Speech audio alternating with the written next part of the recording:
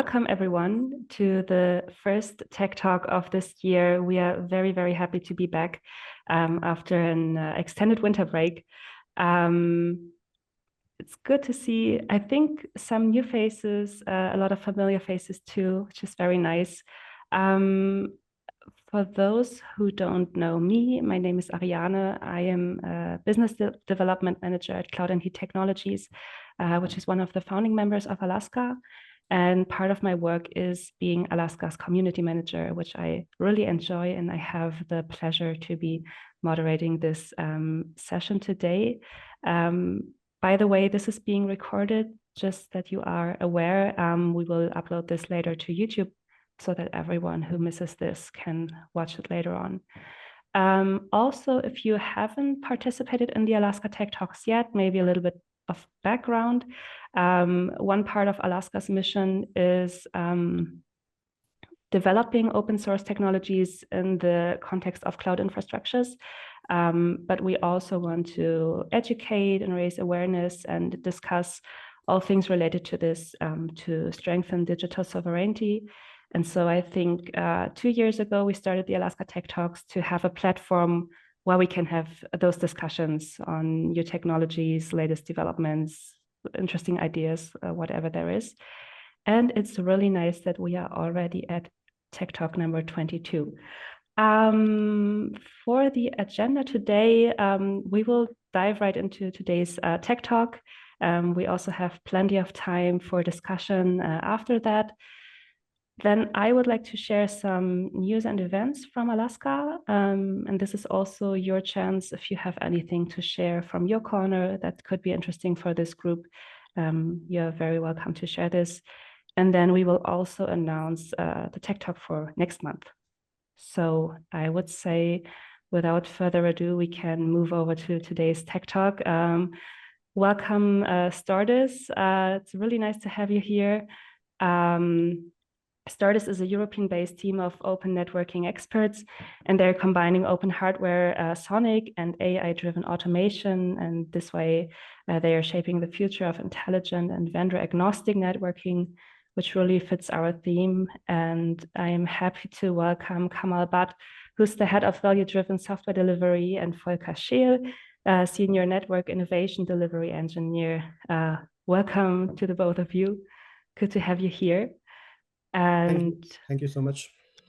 Yeah, and the title of your talk today is From Open Hardware to AI-Driven Networking, the Future with Sonic Linux, OCP, and Community Network Tooling.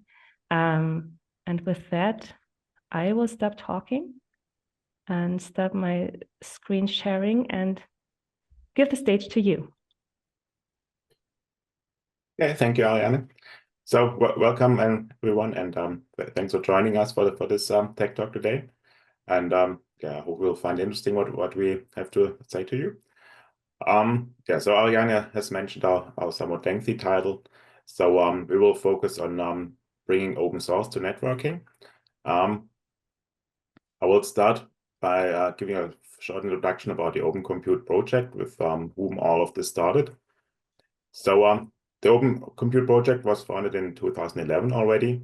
Yeah, we see there are quite many companies as a member of the Open Compute project today. A lot of engineers and projects. Who kicked this off at all? It was actually Facebook back in the time when they started to fiddle together their first kind of data center. When they brought up their service, they just took commodity hardware, PCs, whatever they could get, to plug together something that was running the first Facebook services. Of course, there was a little bit of issues that they ran into, and not everything worked as it should, and like they would expect it. And this is when they came up with the idea of asking the manufacturers to open source all their hardware designs. Even we're not talking only about software here, but also hardware. And so that they knew what the hardware would exactly behave like, what it would do. And then, of course, taking the same thing to the software, that they could examine what the software did and how they could improve it where issues were. And this is how the whole Open Compute project was started. Meanwhile, yeah, we have all the big players in there. Every one of them, like Google, Alibaba, whoever you name it, that are part of these of the Open Compute project, and yeah, helping to bring not only open source software to the market, but also the hardware. And this whole thing that also yeah provided the disaggregation concept that we see these days. If we look at the server environments that we had in the old days, if we look at the bottom of the slide, we see the old Sun servers where you had to run Sun Solaris on them. Even more gross it was with IBM. If you look at the very old days, the elder of us may remember that. If you look at the mainframe world, you had to run MVS on your mainframe or some other options, but everything came from IBM. Also, the whole network was owned by IBM products. So if you bought a mainframe from IBM, you also bought a network from IBM. This also was yeah, going on with further platforms like the AS400, where you had to buy OS400 for that, etc. It's yeah, inconceivable these days. Now these days you go to wherever shop you trust, you buy an affordable bare metal server with only the hardware on. You put on your operating system of your choice. It could be Windows, Linux, some other Unix. And know that you run your applications, whatever they might be. So no longer locked into this yeah, monolithic world of software and hardware of the server manufacturer, but you can choose your hardware, you can choose your software, and that will probably make you a happier person. And of course, in many cases, you don't have to spend as much money for that. And we are now looking at the top half of the slide. So that would take the same leap in the networking world. So if you look at the legacy vendors, you probably all know them. So when you bought a switch or a router or something else from them, you also bought a software from them. There was no choice in that. You had no other options. This also was true in many cases for the applications around them. So if you want to manage your network from a central place, you often also had to or have to buy the products from these manufacturers so that they would interact properly with your hardware and also the software. And this is what we are now breaking with the open networking disaggregation. So we now apply the same concept as to the servers. We can buy open hardware that might be OCP certified, and I will come to that in a minute. Could be from manufacturers like EdgeCore, Celestica, also advanced manufacturers or known manufacturers like Dell. We just buy the bare metal switch without any software on it. On that, we put then the actual open networking operating system. That could be something like Sonic that we will delve more into. But there are also other options, RT-Brick. We could even apply operating systems from legacy vendors like AOS or EOS. And so what we do is we decouple the operating system that we run our network with from the actual networking hardware. And on that operating system, we might also add some applications of our own, similar to the server environment. These could be local applications that run on the switch to enhance the switch functionality, but it also could, of course, be management applications that help us manage our whole network. And the ultimate goal that we want to achieve here is that we can define our network just by the software that we use. So it doesn't really matter what hardware we are using in the network. We have a uniform software, we have a uniform management framework, and that will allow us to basically define our network by configuration, by software, and don't have to worry as much about installing hardware and finding the right hardware. But the goal should be that we can use any hardware that we find and that we find affordable, that we find reliable, and still can use the operating system of our choice. Yeah, coming back to the hardware. So this is how it all started. This is the Facebook Wedge 100S, a 32 times 100 gigabit switch. And this was the first system that was certified by the OCP. The design was open sourced. So the diagrams that I show here, you can find them on the internet, and you see the link at the bottom of the slide. opencomputer.org, and you can find the complete hardware design of the switch, and everyone could now go and build a switch. From these specifications, you just need to find someone who is capable of doing that, and then you can build the exact same switch, maybe apart from the colors outside, but it's something of your choice. And then you can build the same switch, and now as a customer you can then decide from which vendor you choose this the switch with this specification, and but it will do what the specification requires, and you can just choose the best manufacturer that you trust most, and who do you think will be the most reliable one.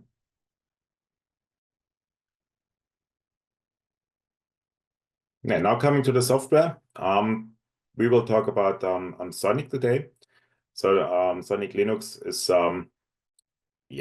something that is bound to be, so many people call it the upcoming Linux for networking, and it could well go that route.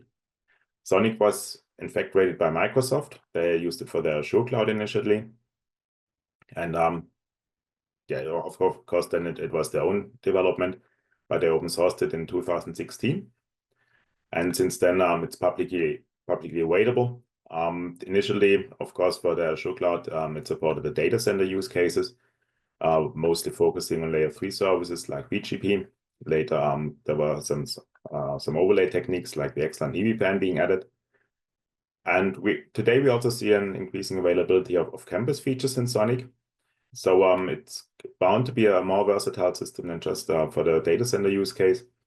So that could make it interesting as the Linux for networking. With Linux, we all know being also very versatile operating system that you can use for almost any purpose. And Sonic might go just down that route for the networking world.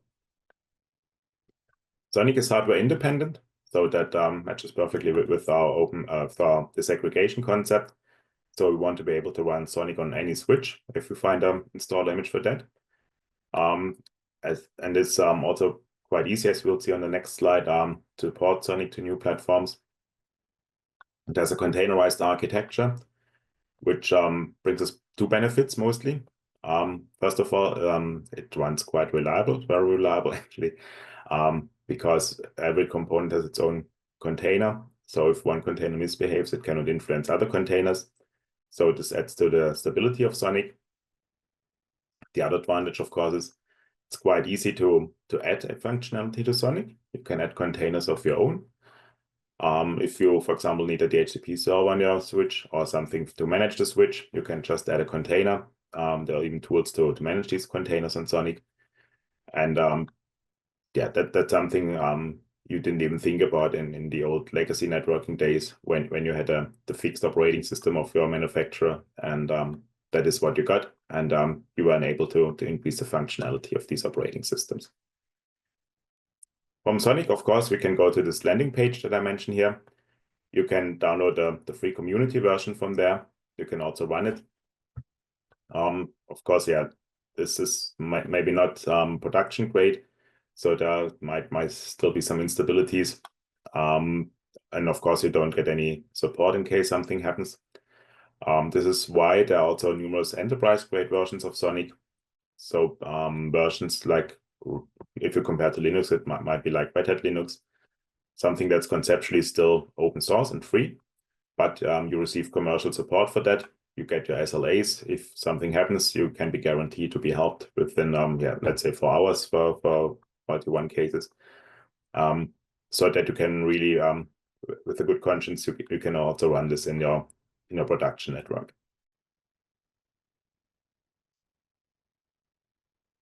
How does the Sonic look like? We see at the bottom of the slide, we see the more hardware-related functions, and on top of that, we see the networking applications running in the user space. Sonic is also built on Linux, so it's running on Debian 11 typically these days. It depends on the distribution, of course.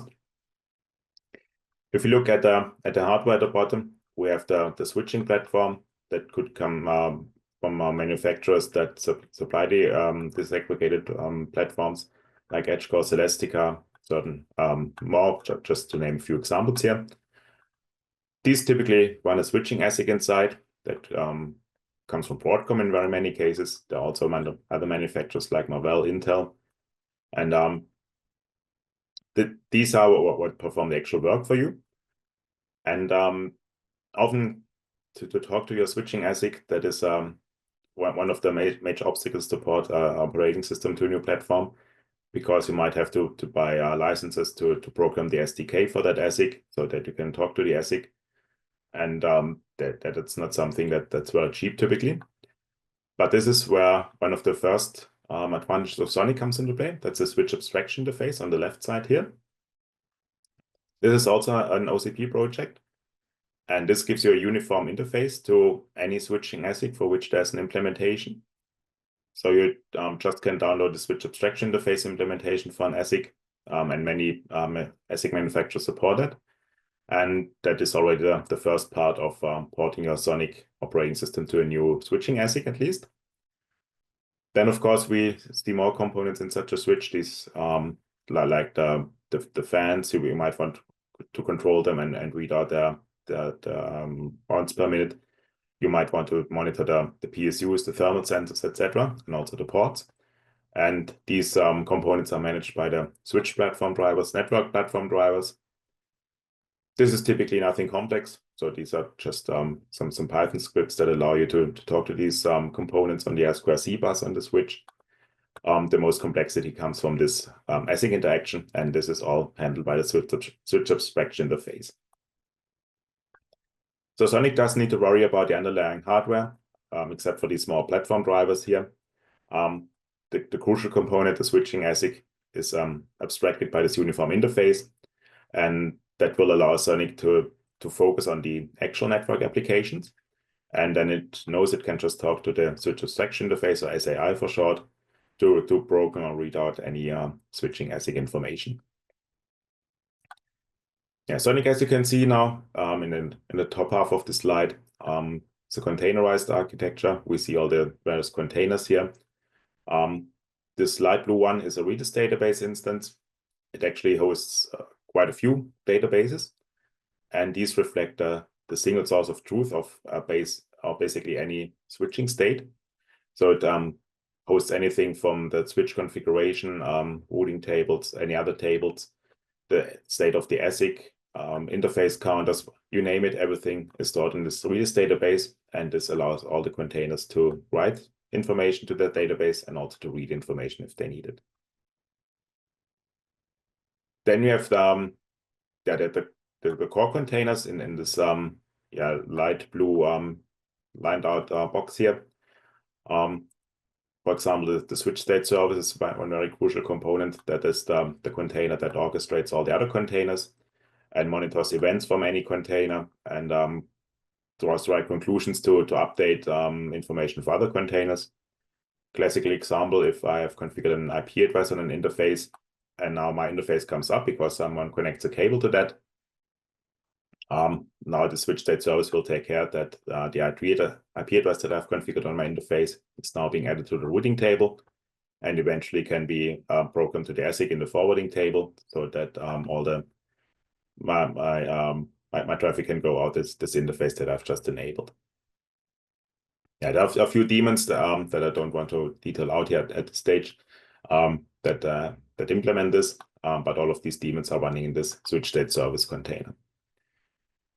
There are a few other core containers like PMON, that's responsible for the platform monitoring, BGP. This is a legacy name actually, so it runs the complete routing stack. So Sonic uses FRR as the routing stack, so another open source project. So nothing is invented on their own. When they can, they will use existing projects. So an FRR stack is running in this BGP container. We have LLDP to monitor neighbors to the switch, and we have a DHCP relay functionality that we can use to forward the HCP request. Yeah, so these are the main containers in Sonic. There are a few more like similar to these for basically every networking functionality.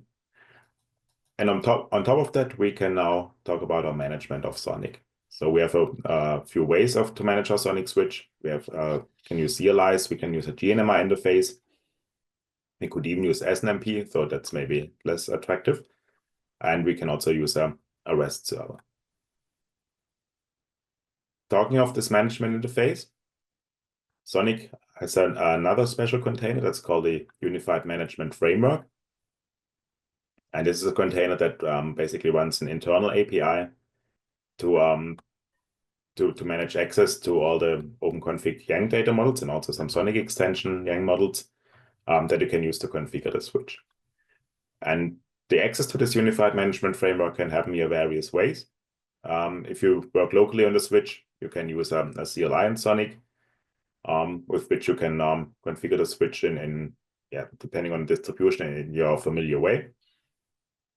And any changes that you made, any commands that you enter this in the CLI, they will be mapped to an API call of the Unified Management Framework and will update the relevant Yang object. But you could also remotely configure your switch. You could, for example, use a GNMI server on REST API server. These are just different protocols or different methods to access the Unified Management Framework. They would modify the same objects in the Yang models. And the benefit that this gives you, no matter which method you use to configure the switch, you will always receive the same results. You will always have the same functionality. So it's really up to you which protocol you prefer or which method you prefer to access the switch. You will always receive a uniform configuration. And that will give you the consistent results of your switching configuration. Yeah, now having talked about the management for Sonic switches, I would like to hand over to Kamal. So he's working on some projects in STORDIS who will exactly take care about the management of the switches. And so Kamal, over to you and to introduce these projects. Yeah, thank you so much, Volker. That was a nice heads up. Hello, my name is Kamal Bhatt, and I'll be speaking more about the management and orchestration tools which STORDIS has contributed to Sonic community, especially.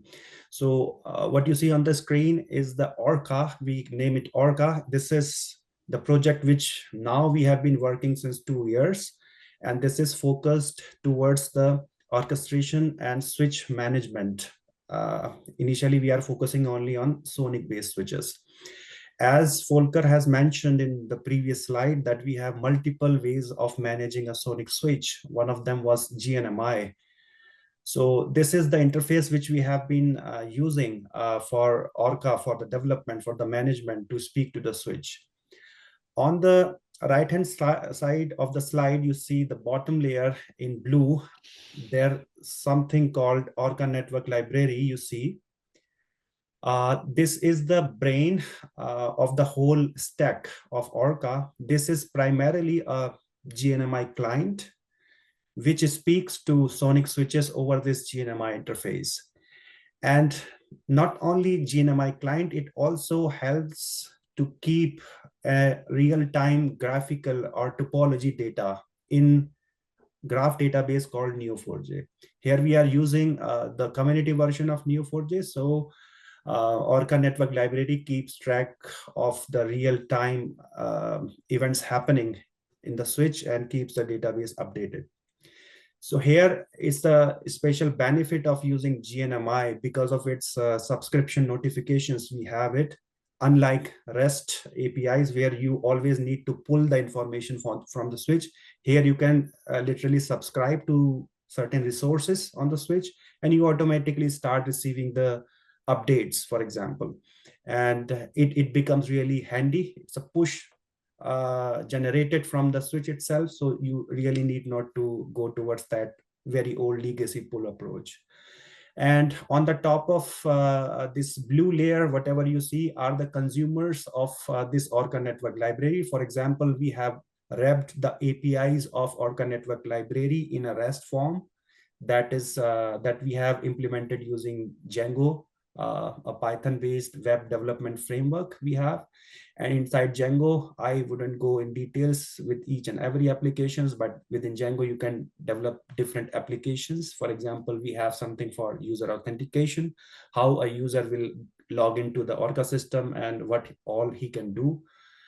There is something interesting on the right hand side in the blue in the yellow box, that is Orcask. I'll speak in a bit in the next slide about it. That is AI enhanced chatbot. I mean, think of it like speaking to the switch in your natural language. It could be whatever. Okay, create a port group, create a port channel, for example, add that many interfaces as a member of that port channel. So you are always speaking in your natural language, and that gets converted to actual network configurations on the switch. And on the top of, on the very top, the green box is nothing but user interface developed in React. So this is a full stack, but as you see, this is a stack, but still it's very modular. You can only think of using Orca Network Library, for example, which is a Python-based package, and you can add it to your existing orchestration solution, for example, as a Python dependency. And similarly, if you want to use REST, you can use blue and yellow layers together. So that way you are having the REST APIs to use Orca as well. Can we move to the next? Yeah. So what Orca is capable of doing as of today, as Volker was showing, there is a LLDP container running, which keeps track of the neighborhood that has been generated. As soon as you connect the multiple switches, you try to build your topology. So using that, we can discover the full topology using a seeding method, where you provide IP of one of the devices in your network, and whatever is connected to that device, whichever switches, the sonic switches at this moment, so they will get discovered automatically. So what all get discovered is shown in the list. So for example, interface details, LLDP neighborhood links. Of course, we are also managing links in the Neo4j database. It's not like only creating the nodes. So it's graph, then you have nodes in the graph, and there is a connection between them. So LLDP is one of the links or connections that we are able to discover.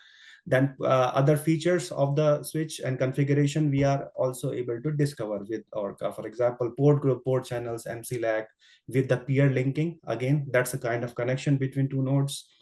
BGP and neighbor linkage, VLANs, spanning tree protocol configurations and discovery that we can do. Not only that, we support a feature like sonic release management or lifecycle management, where you can connect Orca to your image server, where you are hosting different versions of sonic, and you can choose from them from there, and you can then define a network. Okay, this is my network where some sonic switches are existing, or only switches are existing. They don't even have the sonic installed on them. And then you can just press okay, go ahead.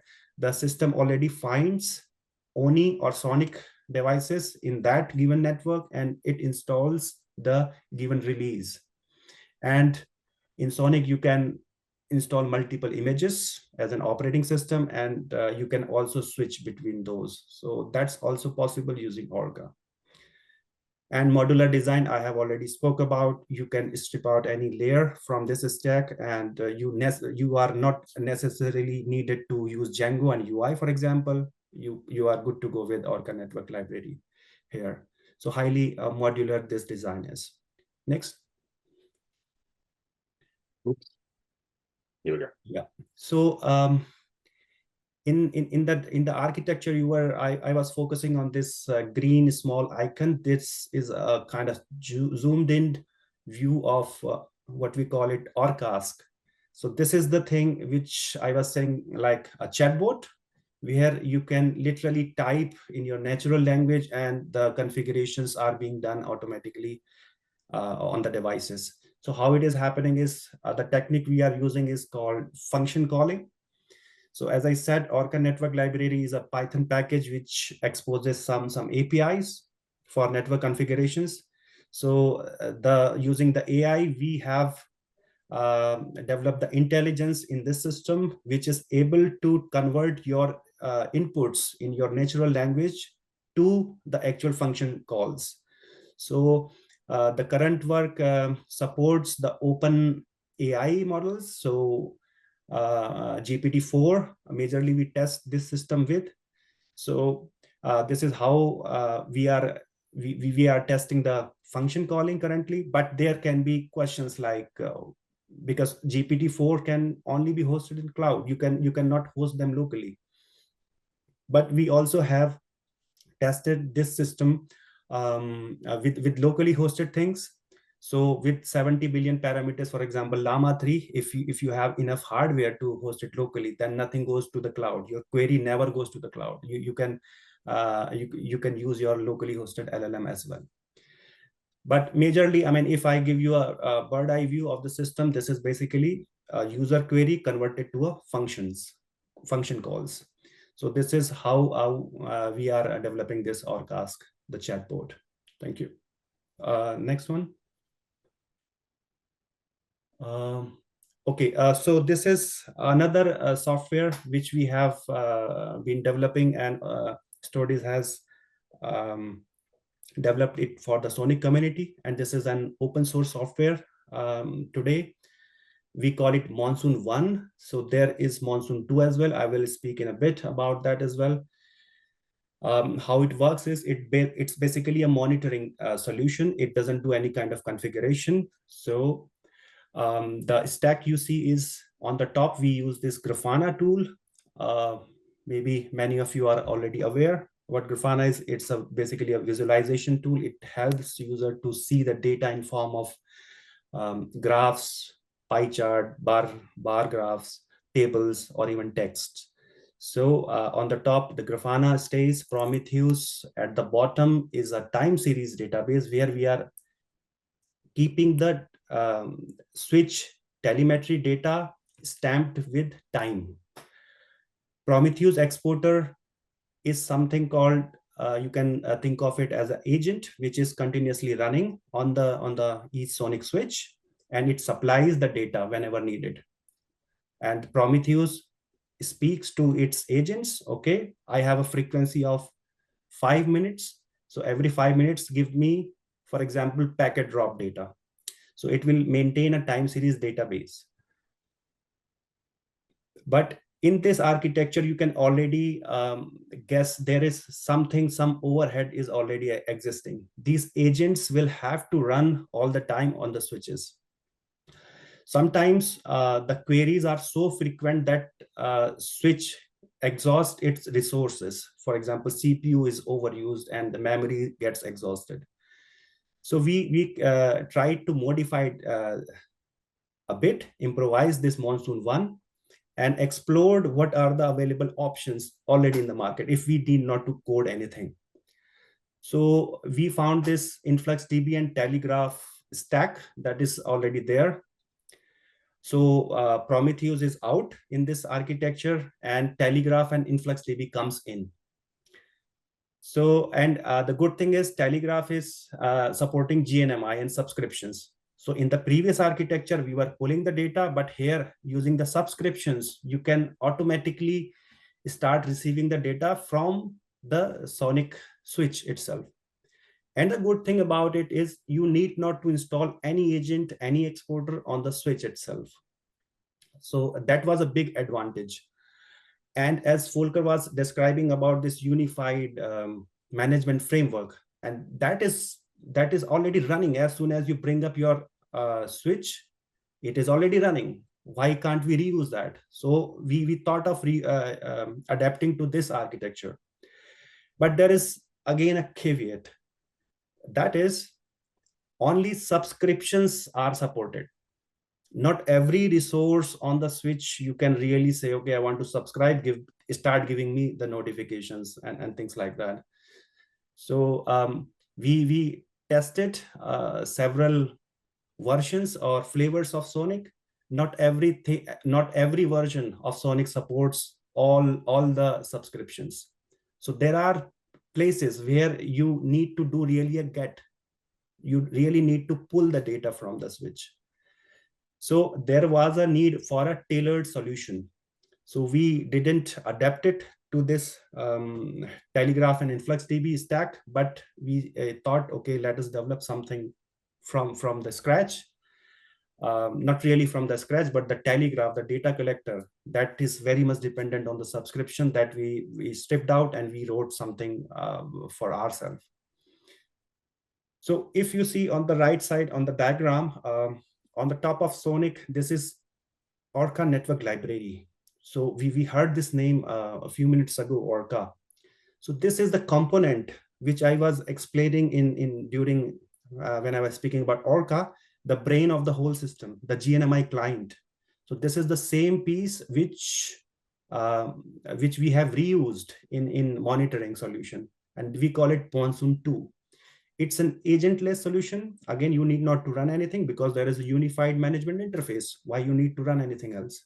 So using GNMI not only supports subscription, you can do a get as well. So we are doing get and subscription, the combination, because subscription is the best thing you can do.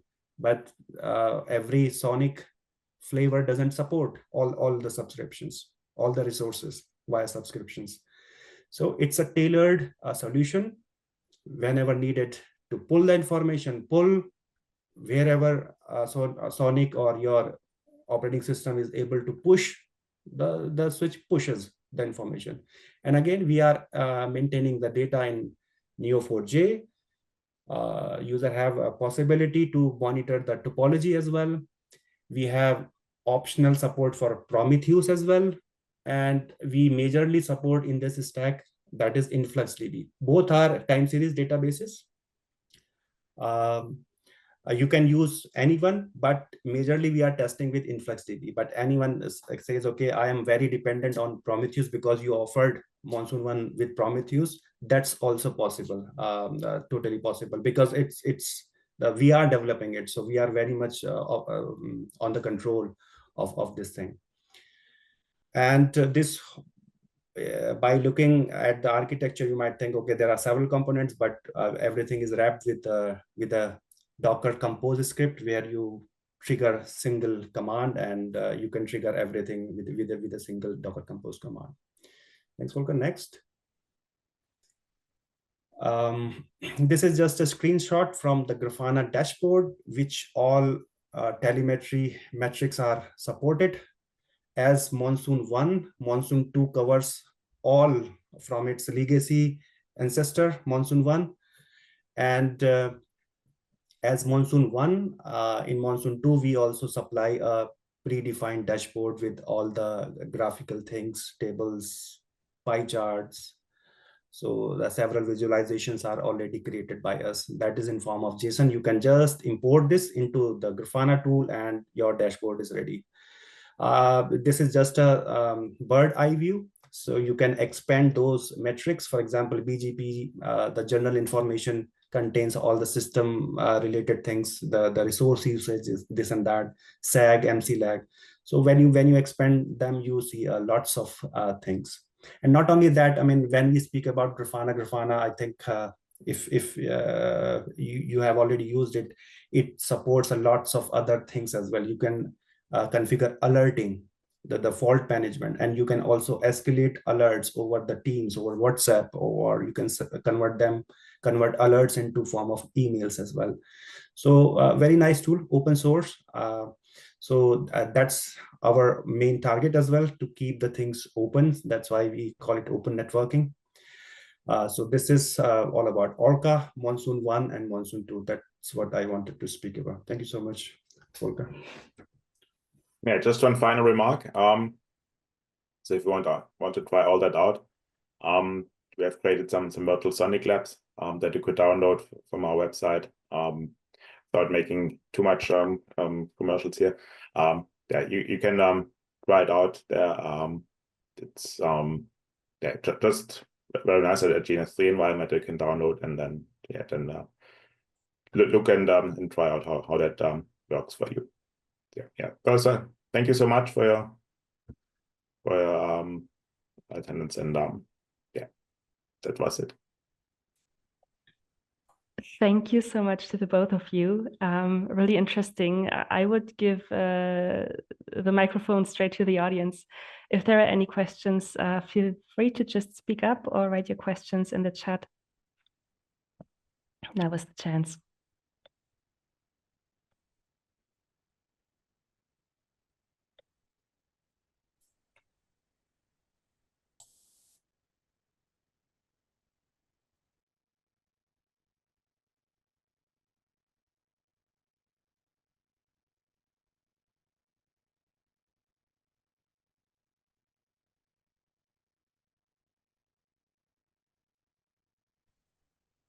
I don't see any questions yet. Oh, yes, there is a raised hand. Kurt.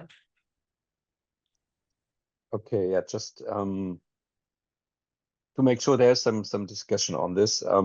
So thanks for the great presentation. Interesting stuff, definitely. So one of the things that we have seen, and in my team, we have played a bit with Sonic. One of the challenges we've seen is that there is many different vendor branches from companies that maintain their own version of Sonic with a couple of their own private patches that make it work for the specific setups and hardware they have. And that makes it a bit hard to kind of find well, the open source version and get that to work in your scenario, because you kind of cannot take like the one official branch that everybody agrees on where everything should be merged and tested and validated and then work. But you easily end up with, well, then your own custom version again, because you take this open source branch and then you have to add a couple of things on top in order to make it really production ready. Do you see any project, any initiative, any chance to kind of find a well-maintained community version that people agree on and contribute to, and where those things that people do on top get consolidated? To be honest, I don't think now. It might go there. We see a lot of enterprise version that as I've mentioned. All of the companies that work on these enterprise versions, they all promise to upload their contributions to the community version.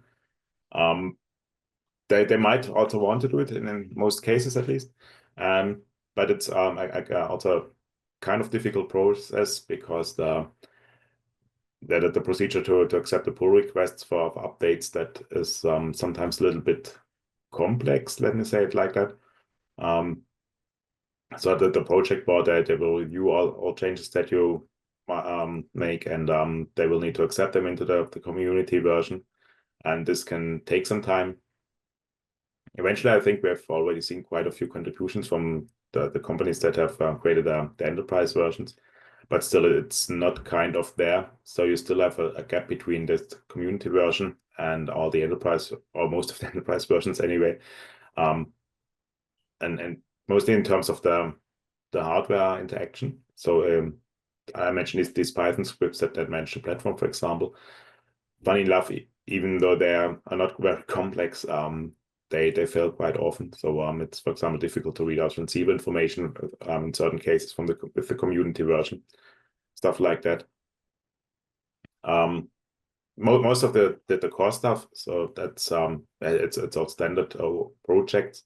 I mentioned FRR. Of course, we have the Linux kernel at the base, and most of the other functionality also is built into the Linux kernel. There's a TMD instance, for example, managing the port channels. So most of these are mature projects from the Linux world. But yeah, especially the hardware interaction, there we sometimes see some shortcomings in the community version.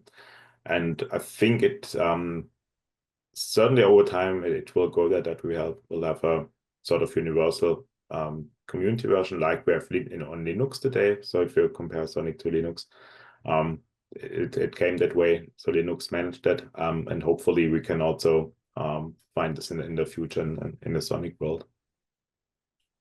Thanks.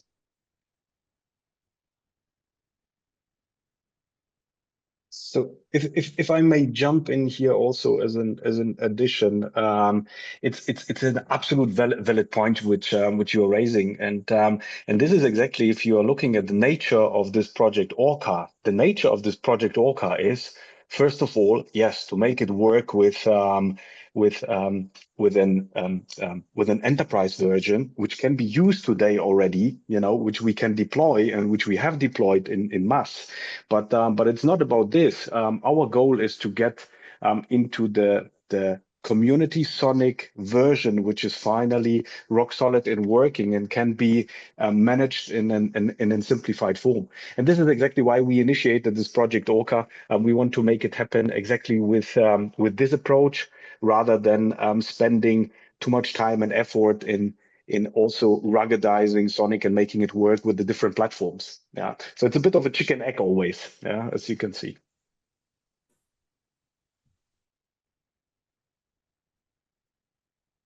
Yeah, thanks, appreciate, and I appreciate your efforts to drive the community to agree on a single version that we collaborate on and contribute to.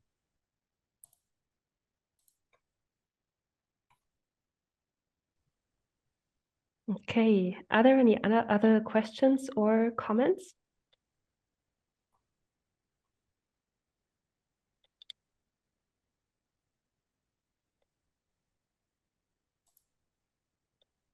Does not seem to be the case. Then I would say thank you again so much for your presentation. I will hop over to news from our side. A moment.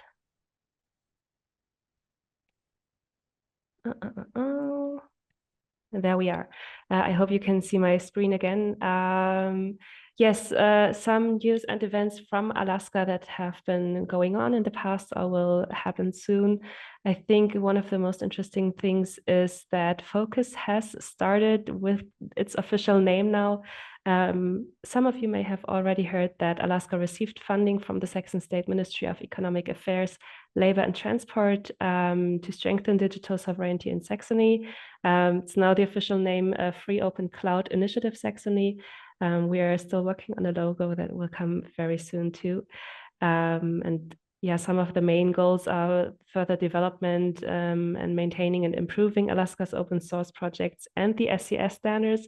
This is a very nice thing that our collaboration with the SCS is really a major part of this project. And then we are also working on piloting the Alaska technology stack with regional cloud providers, users, and public institutions. I see Kurt commenting a heart. I don't know if you want to add something to this. I just loved your comment about the good collaboration between. Yes, of course, of course. Yes. Right, and yeah, we are also planning on testing and improving functionality, interoperability, and scalability of the SCS compliant cloud stack. And we're also working on creating user-friendly documentation, guides, and best practices for the different Alaska open source projects. This project has also given us the opportunity to hire people. We are still looking for software developers, but we were already able to hire a project manager. This is Matthias Büchse. I think you are here. If yeah, I think so hi. too. Can you hear me? We can hear you. Oh, great. Yeah. Hi, everyone. Happy to be here, and I'm honored to be working on this job. And you may have seen me maybe once or twice, either in another Alaska Tech Talk earlier as a guest. But also I am, let's say, coordinating the special interest group standardization certification with the Sovereign Cloud Stack project. I've been doing this since November 23. And yeah, now I'm looking forward to this and to seeing our new logo. And I guess we'll also hear more news from us about official project kickoff, stuff like that. Yeah, so far from my side. Thank you. Yes, and besides Matthias, we also hired Helena Ott as a communication and documentation specialist. I think she's not here today, but I'm sure maybe next time or so she will introduce herself and you will have the chance to chat with her too. That's it from Focus. Then the Alaska Summit 2025 is coming. This is all I can say for now. We are currently very hardworking on location and date, and will also soon launch our call for papers. So be a bit patient. In the meantime, you have 2 pictures here of last year's crowd and also the iconic M&Ms with the Alaska logo. Yeah, we are looking forward to this year for sure, and we will keep you updated on this. Then we will also be at the CloudFest in 2.5 weeks. There will be no booth and no talk, but the community will be there. We are planning a meetup. I think updates will probably follow via LinkedIn. That's where you will find something for sure. Maybe also our mailing lists. We'll keep you updated on that. And we are also at the first backstage 1.5 weeks from now. Compared to the CloudFest, a very small conference, if you don't know it, but very personal, very open. And this conference is more about community and other non-coding aspects of the open source world. And we will be there with a talk, how we build a new neutral foundation for our project. I will be holding this talk. This will be about how Yauk was the main reason why we started Alaska and what the implications were for the Yauk community and what it means for the further technical journey in terms of governance and so on. So I think this could be interesting too. And speaking of projects, our project Krake, which is our workload orchestrator, has a new website. It just launched yesterday, so there may be still some mistakes or so. But if you want to check this out, krake.cloud is the address, and I think it's looking really cool. Now, stay tuned for the next Tech Talks. If you don't want to miss anything, you can always find the info on our website. You can also send us an email at hello@alaska.cloud. Then we can add you to the mailing list. And you will always receive your calendar invites. And if you are curious about the past Alaska Tech Talks, you can just visit our YouTube channel. We do have a pretty solid lineup for the first half of this year already, which is really great. We have some free slots for the second half of this year. So if you have an interesting topic in mind, shoot us an email. It doesn't have to be super concrete yet. We're just happy about contributions and ideas, and then we can figure something out together. And by the way, I forgot to ask if there are any updates from your communities that you want to share. Jumped over this. Anything anyone would like to share? Okay, does not seem to be the case. Then before you leave, let me announce next month's Tech Talk on March 28th, same time as today. We will have Artem Goncharov. He's a Keystone project team lead, and he will talk about exploring the rewrite of OpenStack Keystone in Rust. He told us that he has been working with Keystone and felt the need for improvements, and then thought, well, maybe I should rewrite the whole thing in Rust to reduce bugs and improve security and performance. And he will take us on that journey in the next Alaska Tech Talk.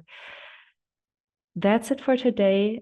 Thank you again, Kamal and Volker, for this amazing talk. I hope you had a good time here. And yeah, thank you for inviting us. Thank you. And thanks to everyone else who joined today. I hope to see you next month again. And I wish you all a smooth Friday and a great weekend. And yeah, we will see you next time. Bye. Bye. Yeah, bye everyone.